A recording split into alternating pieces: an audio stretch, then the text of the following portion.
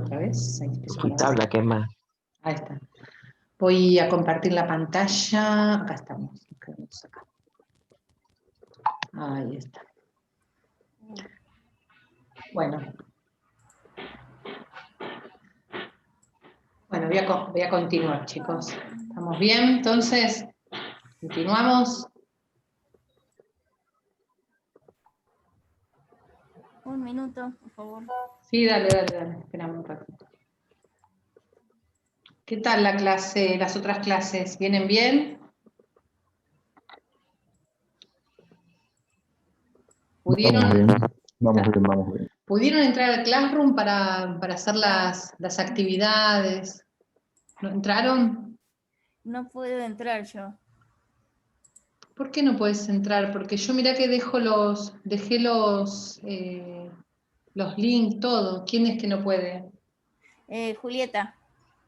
¿Y no pudiste entrar a través del link que les dejé?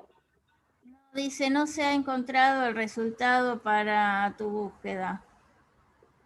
Te tira el link y no te permite.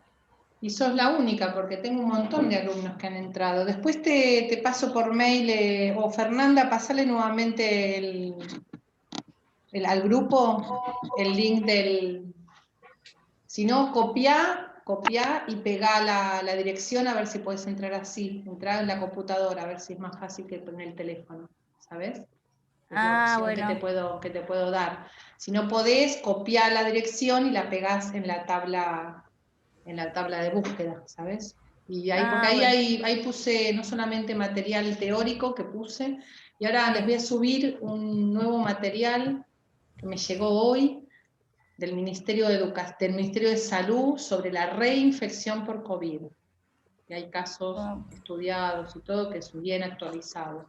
Y hay un montón después de cuestionarios, de juegos que yo les habilité para repasar, entonces está entretenido. Así pueden hacer también actividades para reforzar algunos conceptos. Bueno, chicos, seguimos entonces. Esperen que haga más chico esto.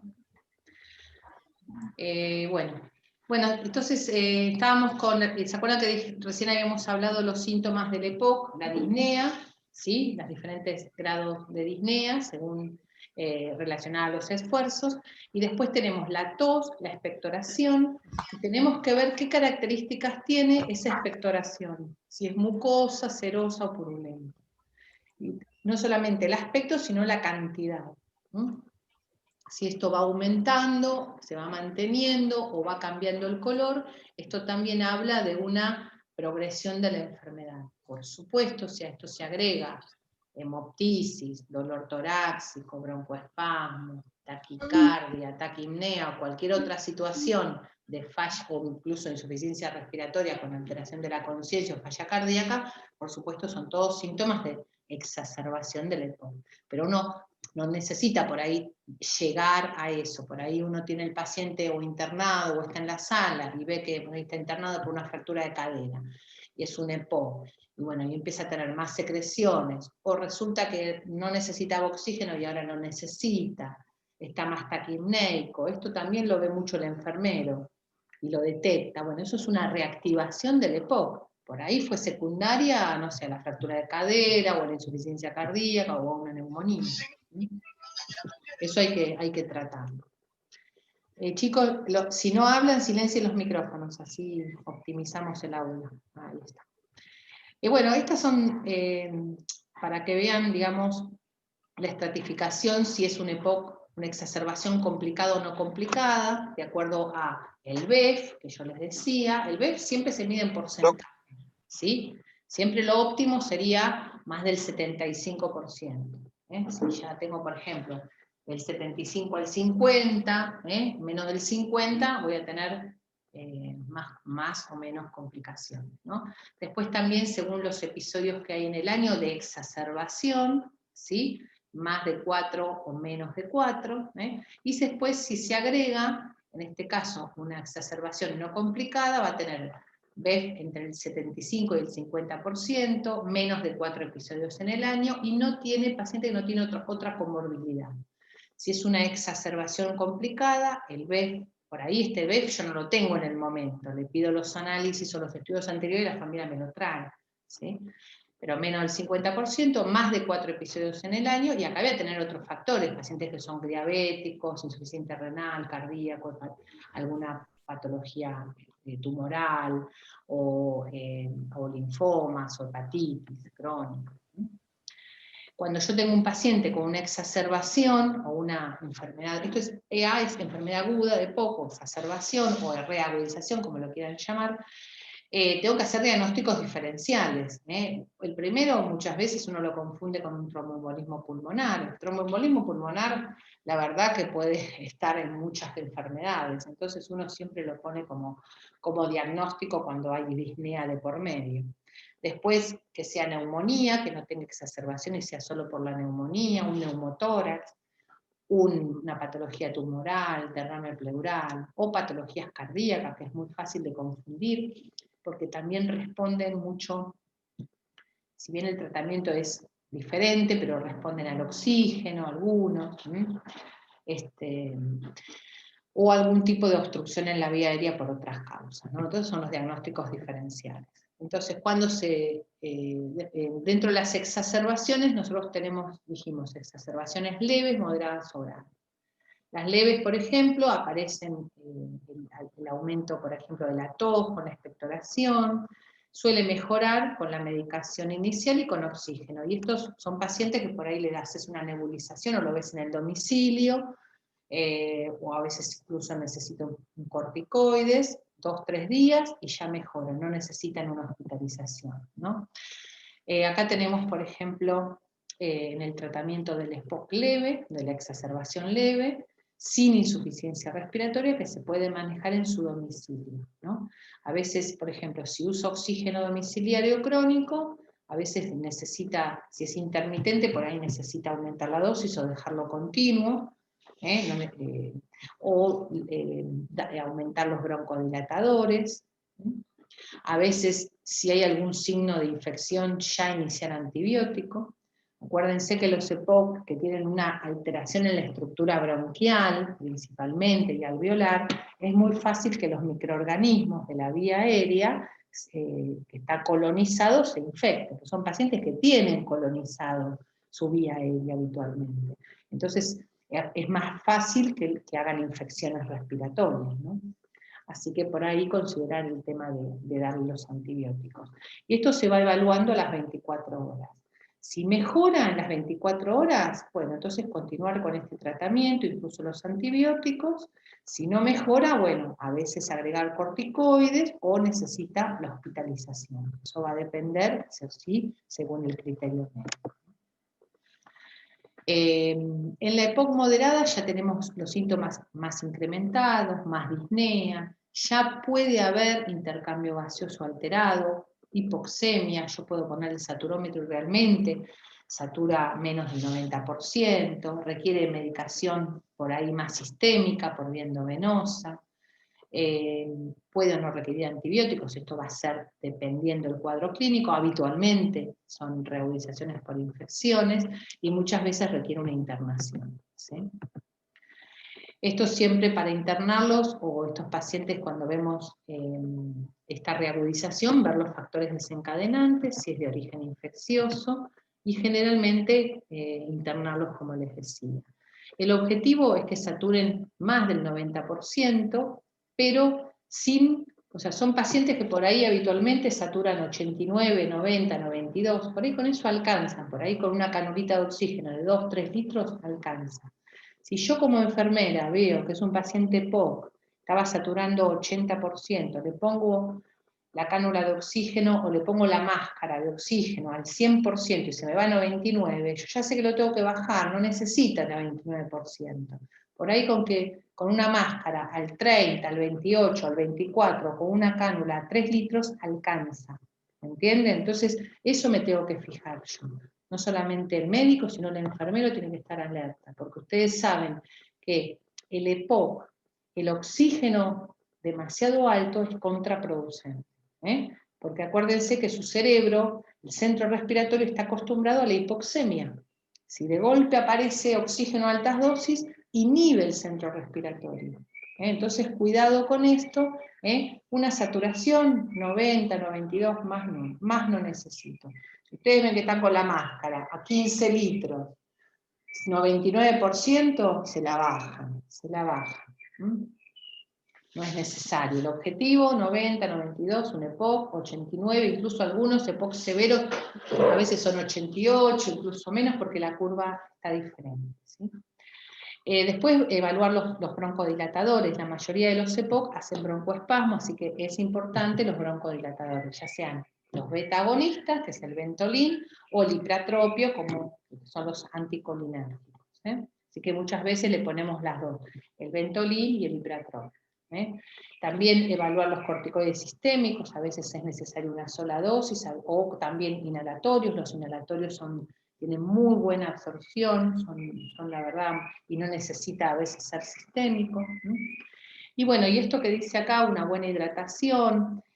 Siempre el paciente tiene que tener, digamos, evitar que no tenga otras cosas. Si el paciente le resuelvo la broncodilatación, pero es un paciente por ahí que vino con un cuadro de, no sé, por decir, vómitos, diarrea y está deshidratado, tiene un sodio bajo. O sea, todo esto ir optimizando el resto del cuerpo, ¿no? Porque si no va a seguir haciendo el broncoespasmo, va a seguir llevando a la insuficiencia respiratoria, ¿no?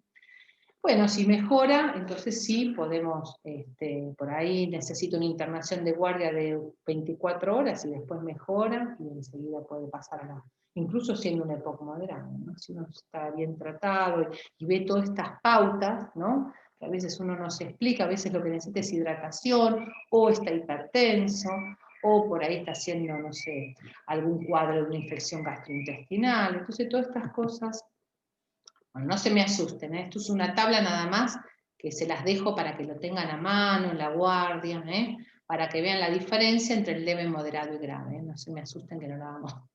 Vale, pero a veces yo les pongo estas tablas para que las tengan a mano. Los riesgos es cuando hay cianosis, alteración de la conciencia, la respiración paradojal, todos estos son signos de mala evolución, signos de gravedad, cuidado, cianosis, de que no lo tenía hace 2 horas. Esto muchas veces lo advierte el enfermero, chicos. Esto hay que... Porque a veces el médico lo ve, pasan 4 horas, como está viendo otro paciente, ni lo mira, y eso lo ve el enfermero. El enfermero le pasa a su compañero, mira, está cianótico, no estaba hace un rato. Está confuso, me está diciendo pavadas, no estaba hace un rato.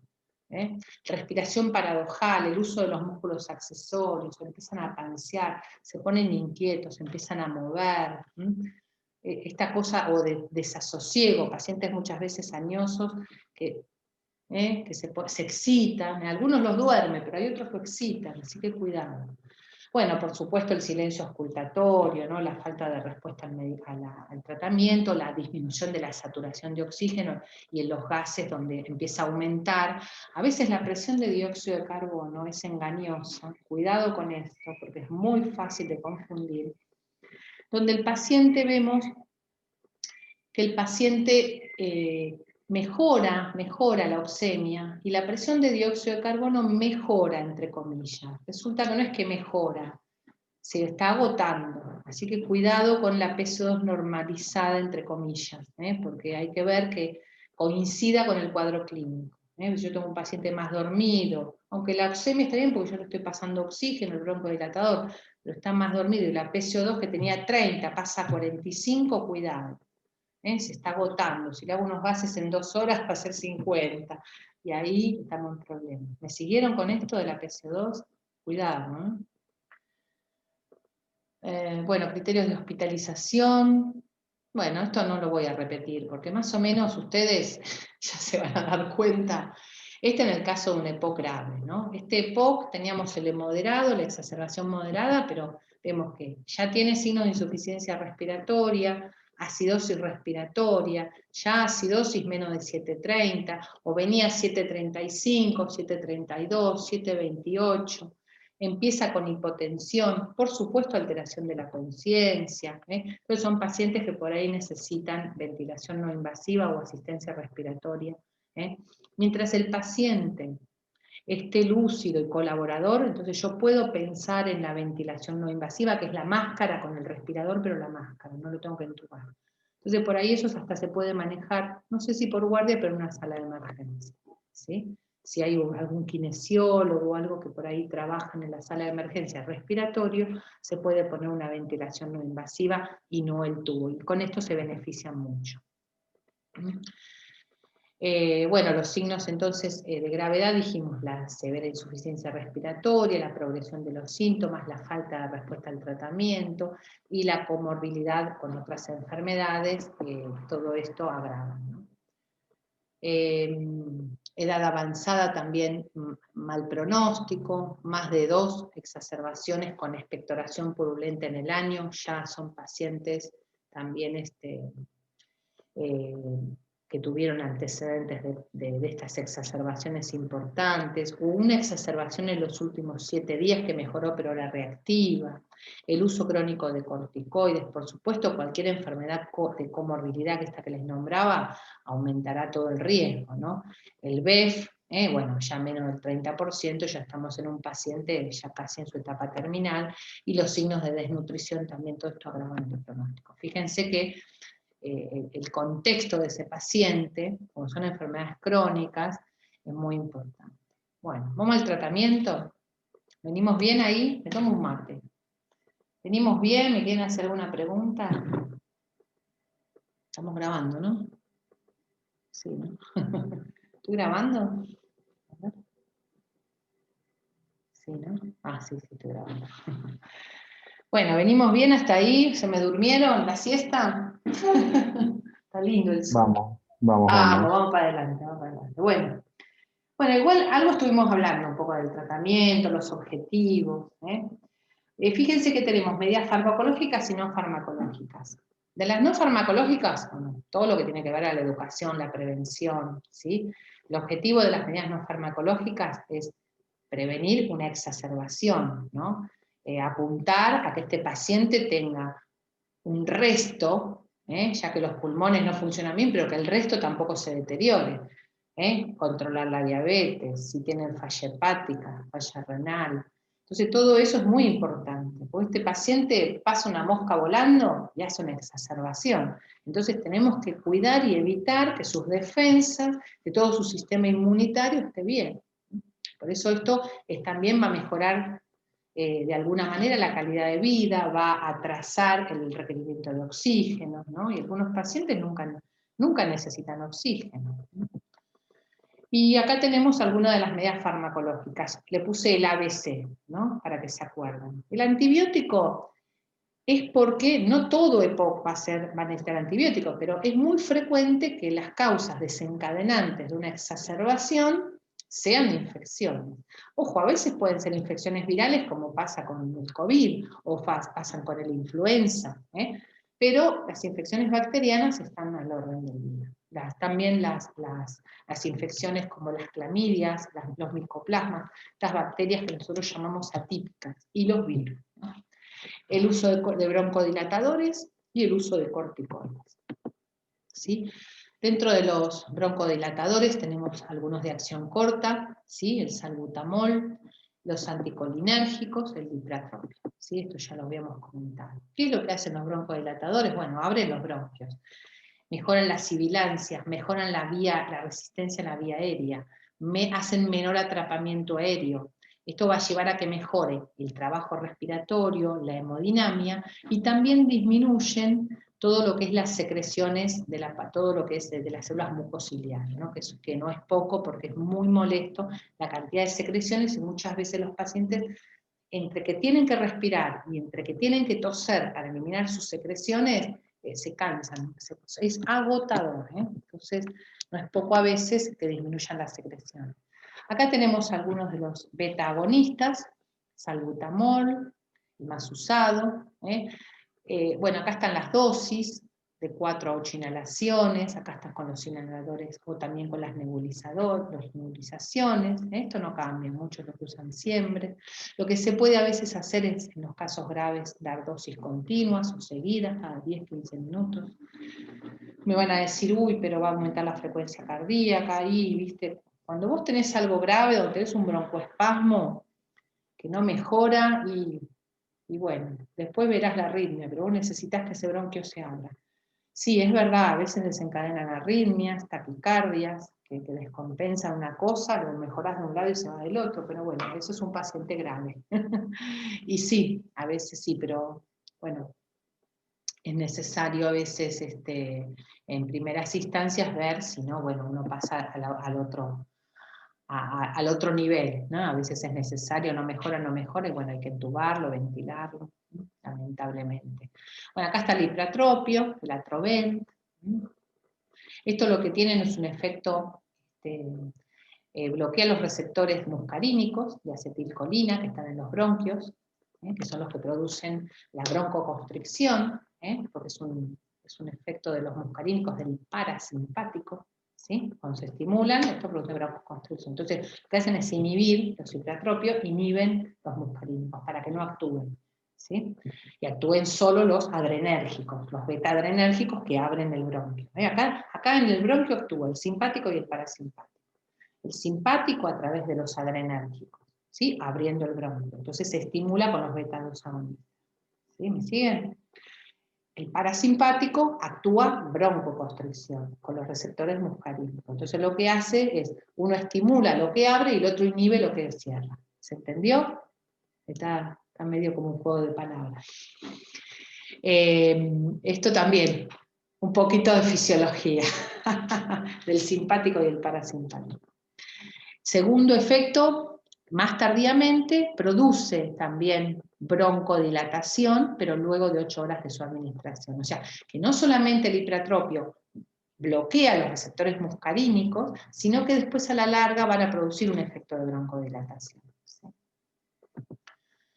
Otros, las aminofilinas, la verdad que hoy en día, con todo esto que se está utilizando, no se usa mucho como broncodilatadores.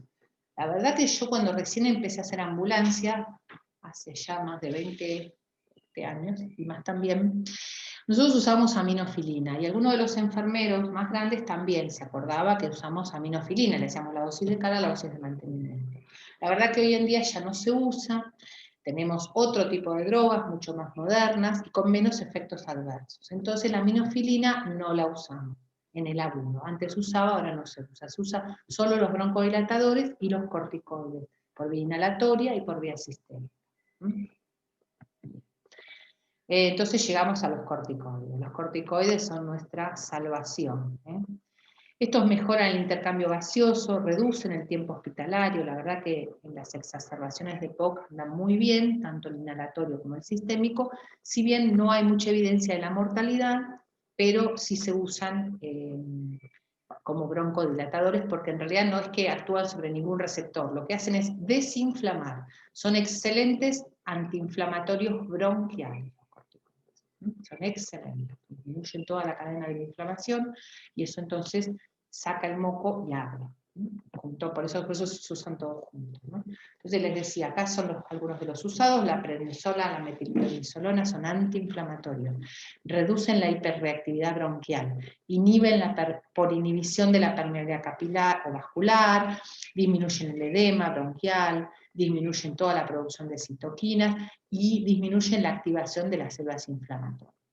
Y estos son los efectos que producen los corticoides, amados corticoides, nos salvan y nos dejan dormir a los médicos cuando estamos cansados.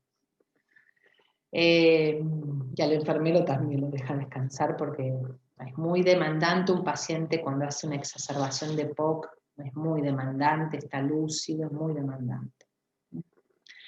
Estos corticoides inhalados también son muy buenos porque tienen un efecto local, no tiene tantas reacciones sistémicas, se usan mucho las rebudizaciones asmáticas, pero los EPOC también se utilizan. Bueno, acá tenemos las dosis, después las se fijan tranquilos, cómo lo utilizamos. La fluticasona, el budesonide es el que más usamos. La beclometasona también es muy utilizada. Son corticoides inhalados que la verdad se utilizan también en el EPOC crónico en su casa y reducen las exacerbaciones, mejoran la capacidad funcional, mejoran la calidad de vida. La verdad que, y estos se asocian con el Atrovent o con el Ventolin y tienen efectos muy buenos y muy positivos. ¿no? Por supuesto, mejorando no fumando, tratando de hacer todos los deberes, ¿no? Porque si no, estamos en problemas. Bueno, acuérdense todo, siempre mejorar el resto del estado general, ¿no? Una buena hidratación, una buena nutrición. Esto a veces se puede dar profilaxis porque son enfermedades muchas veces tromboembólicas, el paciente muchas veces están inmovilizados, no se pueden mover con oxígeno domiciliario, entonces a veces es necesario la prevención con alguna heparina como antiagregante, ¿no? Para evitar los trombos.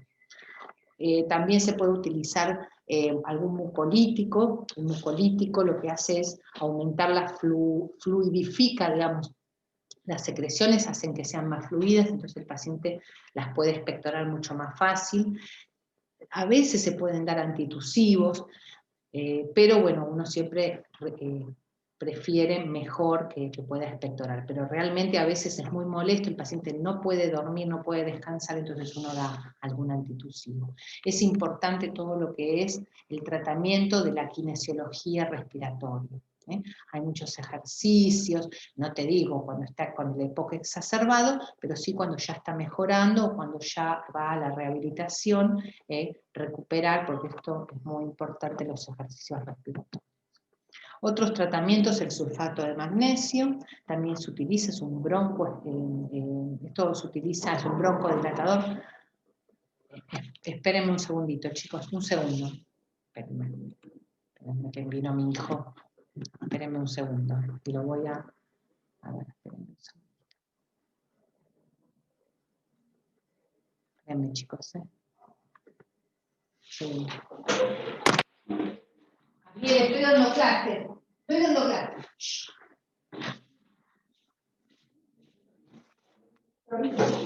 Perdón, lo reté delante de todos. Perdón. Me golpeaste con toda la puerta.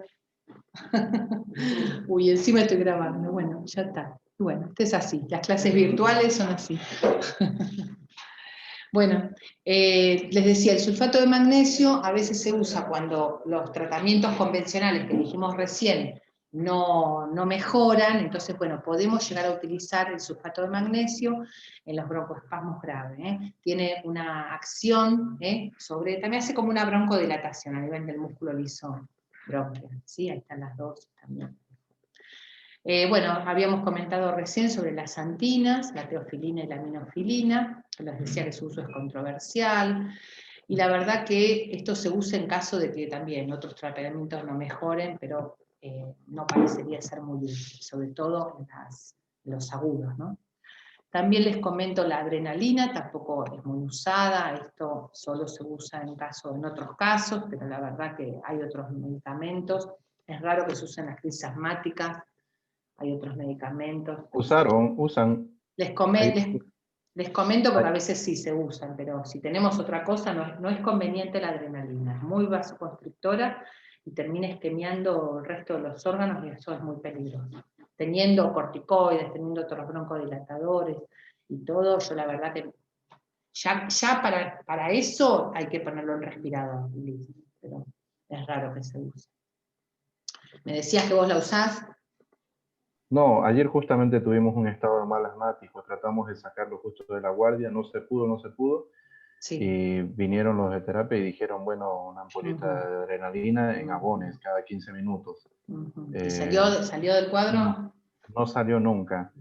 Y ¿Se murió? nosotros, los de la guardia, no, gracias a Dios que no.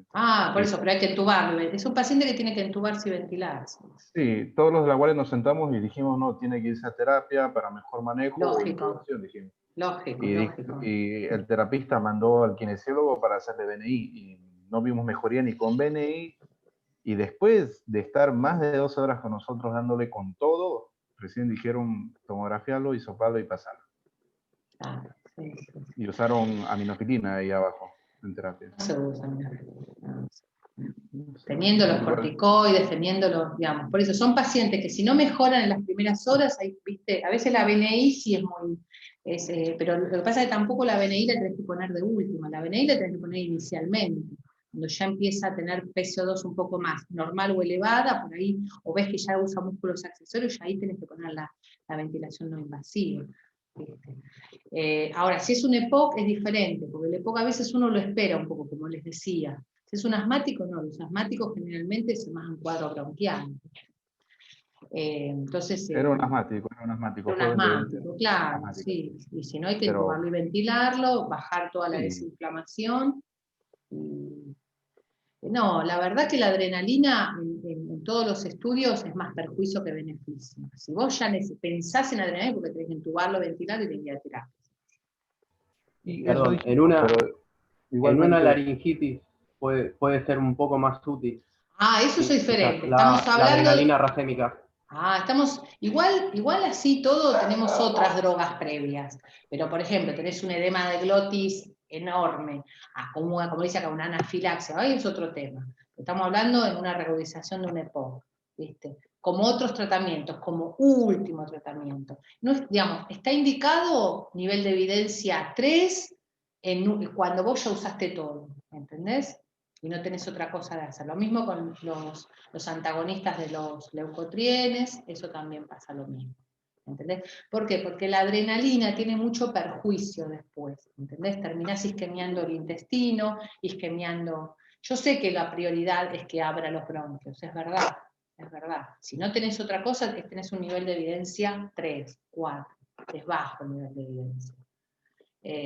Teniendo más otras drogas. Pero bueno, a veces pasa que no sale, y uno prueba ante la duda, pero en realidad son pacientes que ya tienen que, salvo que siga, que realmente siga obstruido, ya está en respirador, ya, ahí sí podés probar, ¿entendés? Pero ya está respirado, todo, ¿entendés?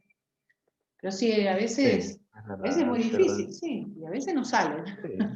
Sí, Sí, totalmente. Mirá qué justo. Yo justo mandé un mensaje y mejoró, me dijeron que está... Sí, porque en realidad cuando lo pones en respirador, mejora mucho, ¿viste? Disminuye todo el esfuerzo respiratorio que está haciendo, lo sacás, lo dormís, lo relajás, por ahí no necesitas relajarlo, pero lo sedás, y ya eso disminuye bastante la inflamación, ¿viste?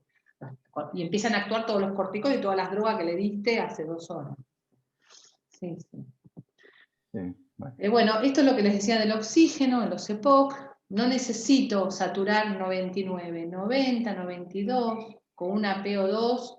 Siempre me tengo que fijar, si tengo la posibilidad de fijarme cuál es la PO2 que él manejaba siempre, si son EPOC o que ya están con oxígeno, vos ya lo ves que ya te vienen con el saturómetro, ya saben ellos mismos, la familia.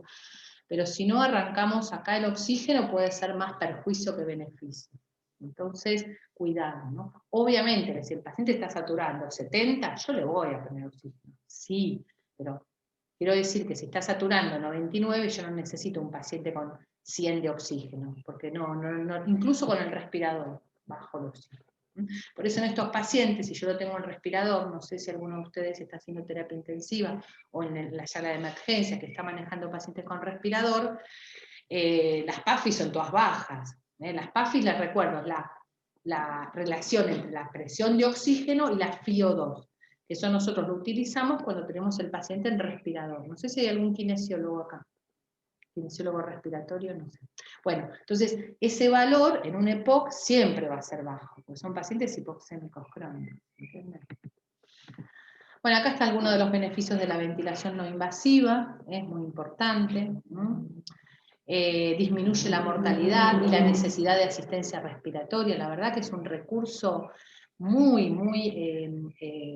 innovador en estos pacientes y realmente ha disminuido la mortalidad, la necesidad de respiradores, mejoró la calidad de vida del paciente.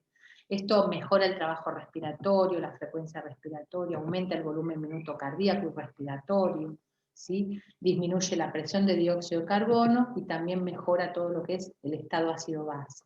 Y por supuesto, en consecuencia mejorará la oxigenación. Entonces son pacientes a veces que en otro momento uno los pone en respirador, pero acá también pasa con los asmáticos. Acá por ahí lo pones en ventilación no invasiva. Pasa que requiere que vayan a terapia o una sala de emergencia, que haya alguien que esté, generalmente el kinesiólogo o el médico que está muy atrás, ¿no?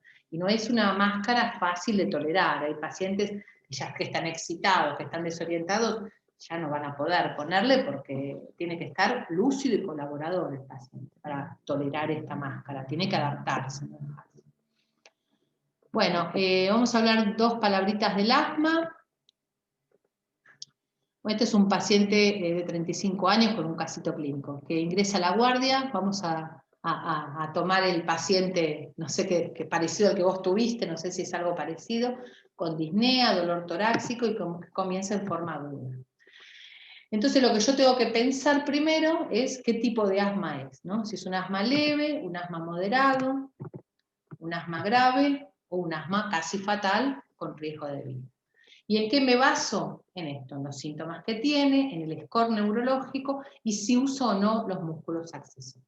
¿Sí? Entonces es muy importante a la hora de ver un cuadro asmático en qué categoría estoy para comenzar el tratamiento. ¿Sí? Incluso para ver qué posibilidades hay que haga un asma grave o casi fatal. ¿Sí? Entonces también voy a hacer la realización del paciente, la ocultación, los signos vitales, si responde a la medicación inicial, si tiene alguna función respiratoria previa, ¿sí? Si tiene saturometría de pulso y los gases arteriales. Entonces, con todo esto yo puedo dividirlo en estas categorías. Dijimos entonces que es un proceso inflamatorio, ¿sí? Y también hay broncoespasmo, ¿sí? Hay proceso inflamatorio y broncoespasmo, parecido al EPOC. Pero estos procesos se combinan en diferentes proporciones. ¿Sí? Tenemos el tipo 1, predomina la inflamación. Y el asma grave, agudo es esto, es asma grave agudo. Tipo 2, predomina el broncoespasmo. Por eso que algunos cuadros asmáticos con un Ventolin alcanza y el otro le tiene que poner Ventolin, no le mejora, le tiene que poner corticoides, porque predomina más uno u otro. A veces están los dos, muchas veces progresan y están los dos. Pero a veces uno responde más al antiinflamatorio, al corticoide, y el otro al broncodilatado. Entonces es importante tener en cuenta eso. El tipo 1, ¿sí? Que dijimos era el que respondía más a la parte inflamatoria, tiene un inicio más progresivo, es más lento, ¿sí? Deterioro en más de 6 horas, incluso más semanas, días. Es la mayoría de los pacientes y predominan en mujeres. El tipo 2 es un comienzo más agudo, un asma hiperagudo. En 2 horas el paciente hace el broncoespasmo, por suerte, son los pacientes en menor proporción, y esto predomina más en hombres. En el tipo 1, siguiendo acá, habitualmente hay una infección desencadenante. En cambio, en el tipo 2 hay algún otro que no es infeccioso, un alergeno, situaciones de estrés o el ejercicio. En el tipo 1, obstrucción menos... Si se me corta, volvemos otra vez a conectarnos. Obstrucción menos severa al inicio, y en el tipo 2, la obstrucción más severa al inicio. ¿Sí? La respuesta lenta, lenta respuesta al tratamiento, generalmente tiene más internaciones, pero es más leve. En cambio acá, tiene menos internaciones, pero la respuesta muchas veces es más rápida. Son pacientes que a veces hacen los mal asmáticos, están 24 horas y ya se van de alta. Responden rápidamente al tratamiento. Y como dijimos recién, estos son más inflamatorios y estos más con broncoespasmo. Bueno, vamos a aprovechar a terminar acá y después seguimos, me vuelvo a conectar. No hacemos recreo, ahora se corta y volvemos a conectarnos, ¿les parece? ¿O quieren hacer un recreo de 5 minutos? No. Bueno, entonces hacemos a continuación, así no perdemos tiempo. Ahora en un ratito entonces lo corto acá y volvemos entonces a conectarnos. Corto y vuelvo a conectar.